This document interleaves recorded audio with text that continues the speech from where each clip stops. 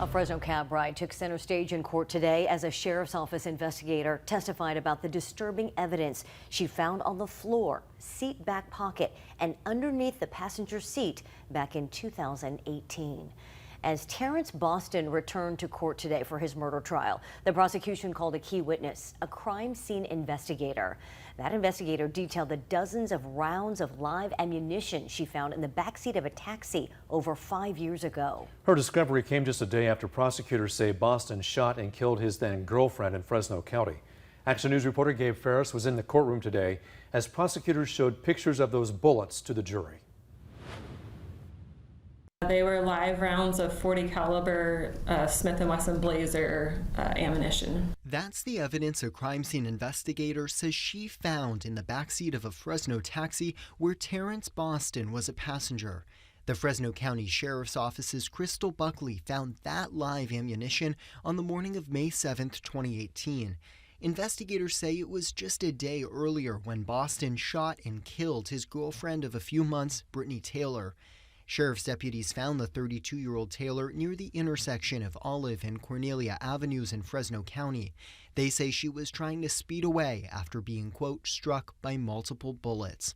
Prosecutors say Boston fired those shots, and the district attorney has charged the now 35-year-old with murder. He's pleaded not guilty. In court on Monday, the jury heard about Boston's behavior in a taxi as undercover and uniformed officers zeroed in. As soon as he noticed the presence of the officers, he was making, I don't know how to describe it, but he was kind of making erratic movements, something not normal. It's unclear what Boston was doing in the back of that taxi, but the crime scene specialist says there was ammunition throughout the back passenger area. There were 6 loose rounds in the seatback pocket and even 2 boxes of bullets on the floor. Testimony about that ammunition comes just a few days after jurors heard about threatening text messages police say Boston sent his girlfriend before she died.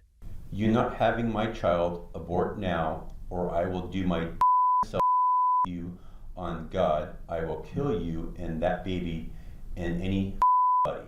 It is not confirmed if Brittney Taylor was pregnant when Terrence Boston sent that text. Boston is now due back in court on Tuesday morning as his trial continues, and his public defender could begin making his case as soon as Wednesday.